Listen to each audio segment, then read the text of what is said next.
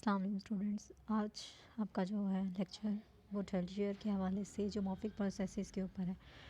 Geomorphic processes जिसको हम geomorphic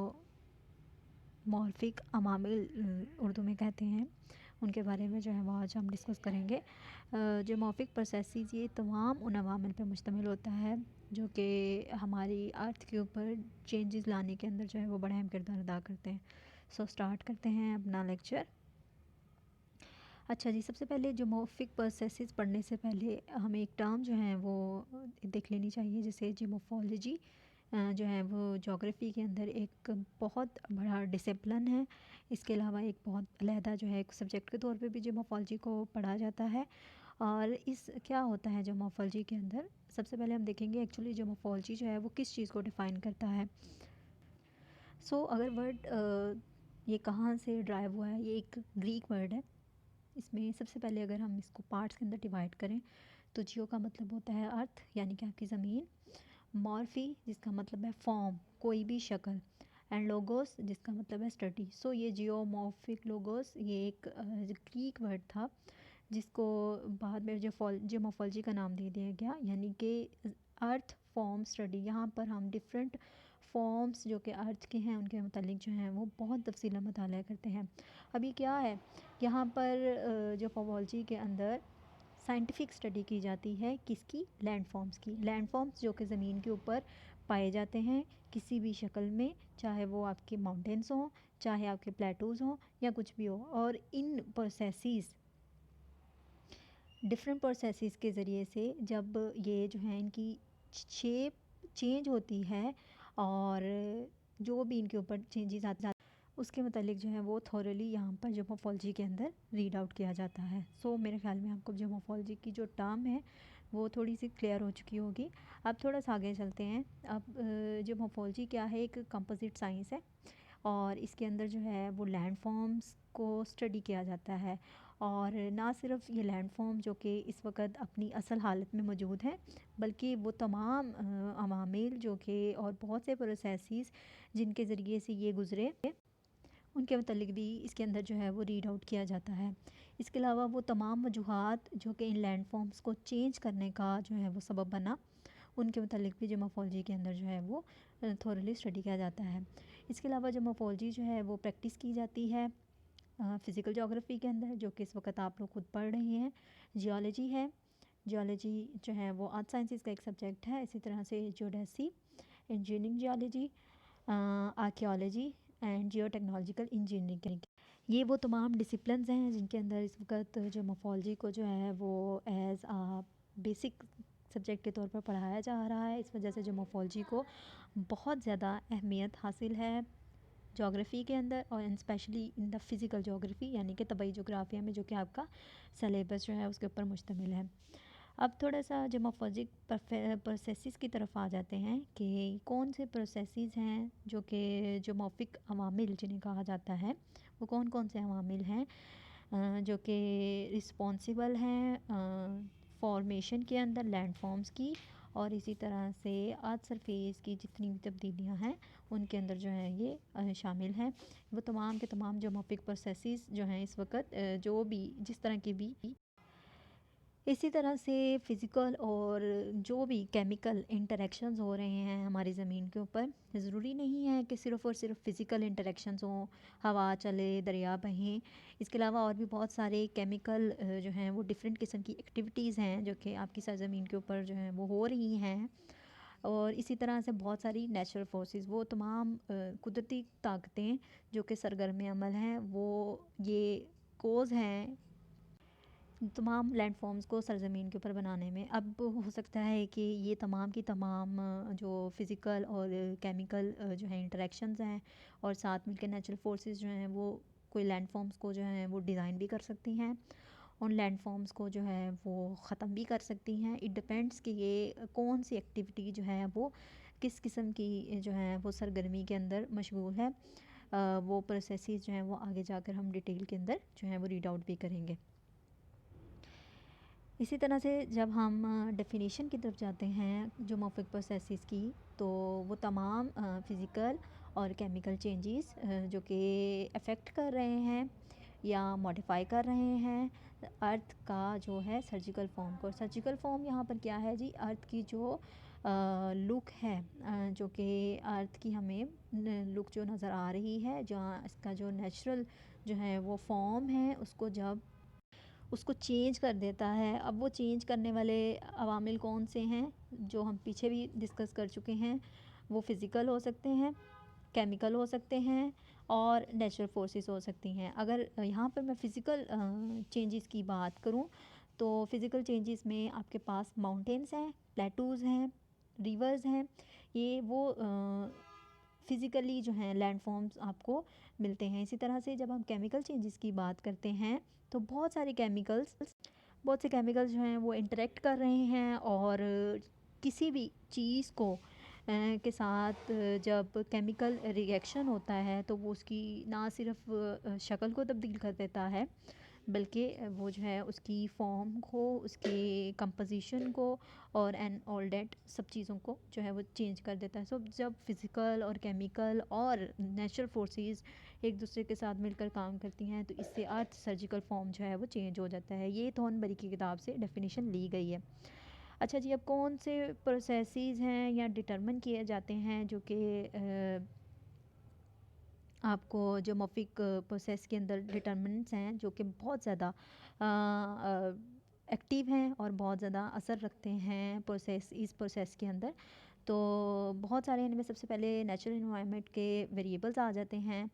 इसके अलावा आपकी जियोलॉजी, किस तरह की आपकी जियोलॉजी है, आपका जो एरिया है इनमें। जियोलॉजी यानी कि आपकी जो सराउंडिंग एरिया है वो प्लेन एरिया है या प्लेटू एरिया है या कोई माउंटेन एरिया है, ये आपकी जियोलॉजी पे डिपेंड करता है। देन देखा जाता है कि क्लाइमेट किस तरह का है।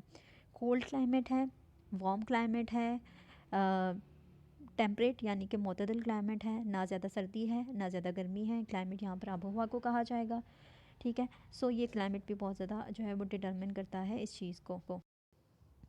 इसी तरह से वेजिटेशन यानी कि नबातात, किसी भी इलाके में नबातात भी जो हैं वो बड़ा अहम किरदार अदा करती हैं।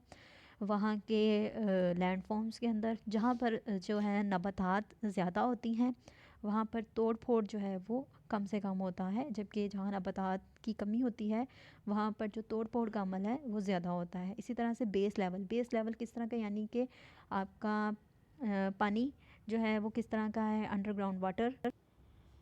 बेस लेवल इसमें आ जाएगा। देन आता है ह्यूमन इंटरफेरेंस। ये सबसे ज़्यादा आजकल के मॉडर्न वर्ल्ड के अंदर जो है वो ह्यूमन इंटरफेरेंस जो है वो बहुत काउंट होता है। किसी भी इलाके की जो है वो फॉर्म एंड फेस को चेंज करने में ह्यूमन इंटरफेस जो है वो बड़ा ही अहम किरदार अदा करता है। अब ह्यूमन इंटरफेस जो है वो किसी भी शक्ल में हो सकती है, जिस तरह से बहुत ज़्यादा डाउनग्रेड करके या डीग्रेड करके। इसी तरह से अगर हम मैदानी इलाकों की बात करें तो इस वक्त मैदानी इलाकों में बहुत सारी वेजिटेशंस को काट कर जो है वो घर वगैरह तामीर किए जा रहे हैं। इसी तरह से अगर हम माउंटेन एरिया की बात करें तो माउंटेन एरियाज़ के अंदर पहाड़ों को काट कर जो है वो किया जा रहा है। सो इंसान जो है वो अपने माहौल के साथ जो है वो काफ़ी ज़्यादा अमल दखल जो है वो करता है। इस वजह से काफ़ी जो है वो इसमें डिटरमिनेट किया जा सकता है। अगर हम बात करें तो इन सब जो हैं वो प्रोसेसेस के अंदर जो है ये बहुत ज़्यादा कार फरमा है।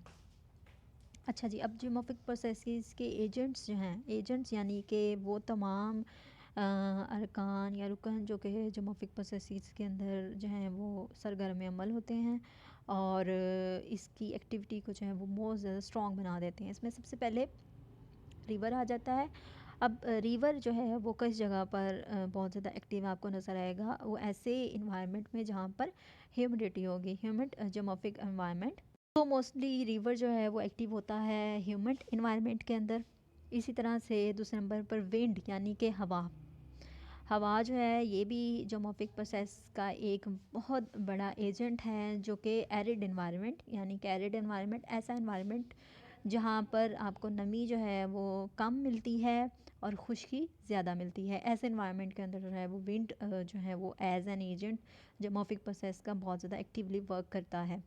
तीसरे नंबर पे हमारे पास आता है ग्लेशियर यानी कि आइस बॉडी। ये ऐसे एरियाज़ के अंदर एक्टिव होते हैं जो कि बहुत ज़्यादा जो है वो शदीद सर्दी जहाँ पाई जाती है।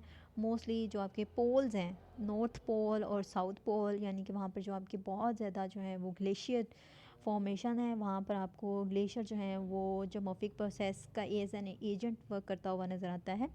वेव यानी कि तमाम लहरें, हवाएं जो कि कोस्टल एरियाज़ के अंदर कोस्टल एजेंट के तौर पर काम करता है, यानी कि आपके तमाम समंदर, तमाम जो साहिली इलाके हैं, वहाँ पर आपको जो वेव्स हैं वो आपको बहुत ज़्यादा एक्टिव नज़र आते हैं। आपने जब हाइड्रोस्फीयर पढ़ा तो उसके अंदर आपने देखा कि बहुत से जियोमॉर्फिक प्रोसेसेस जिनमें वेव जो है कैसे जो है वहाँ पर तोड़ फोड़ की जाती है और किस तरह से वहाँ पर अवामिल जो हैं वो लैंडफॉर्म्स को चेंज करने में अहम किरदार अदा करते हैं। इसके अलावा और भी बहुत सारे प्रोसेस जो हैं वो अमल करते हैं।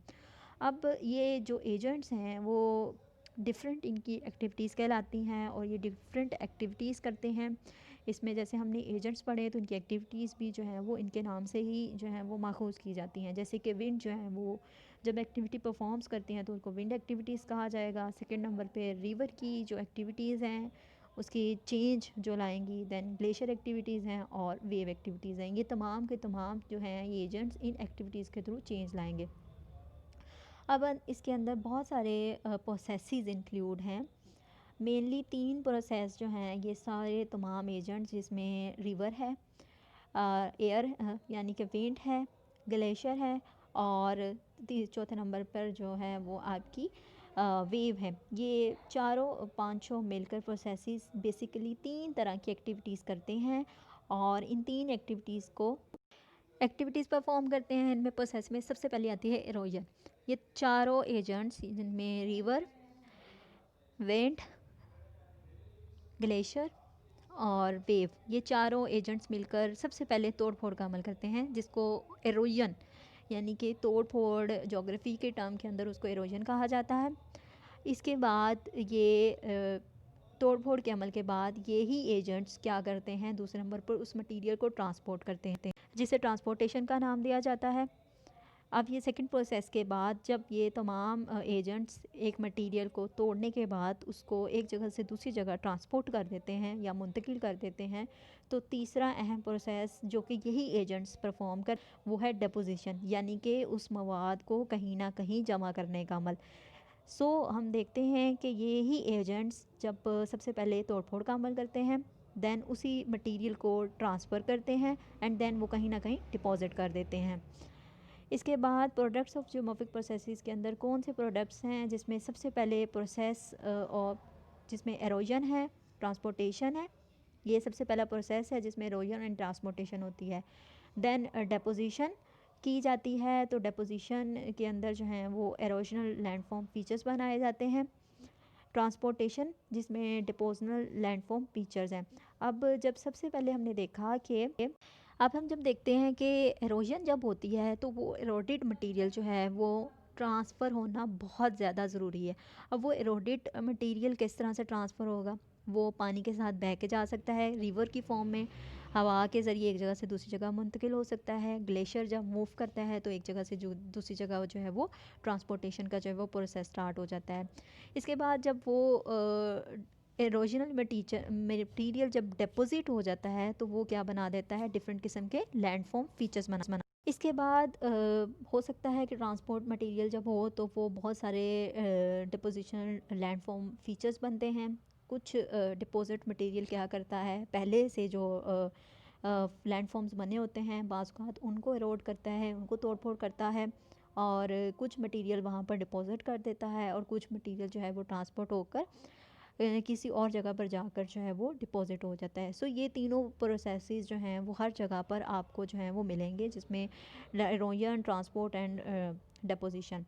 अब जियोमॉर्फिक प्रोसेसेस के अंदर जो हैं वो बेसिकली 4 अहम प्रोसेस हैं जो कि इंक्लूडेड हैं जियोमॉर्फिक अवामिल के अंदर।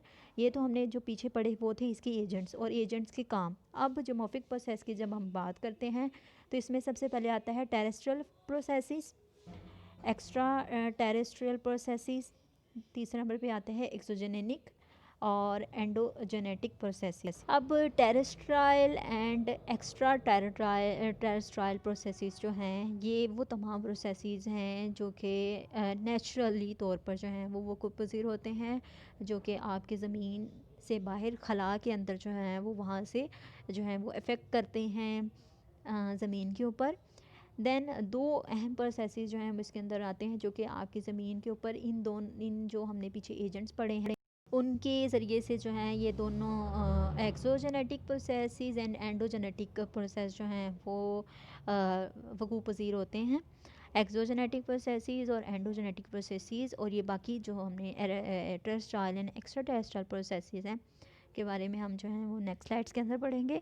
और इनके अंदर ये एजेंट्स जो हैं वो किस तरह से अपना जो है वो एरोजन का, डिपोजिशन का एंड ट्रांसपोर्टेशन का प्रोसेस करते हैं, वो हम सब जो है वो ज़्यादा तफसील के अंदर पढ़ेंगे।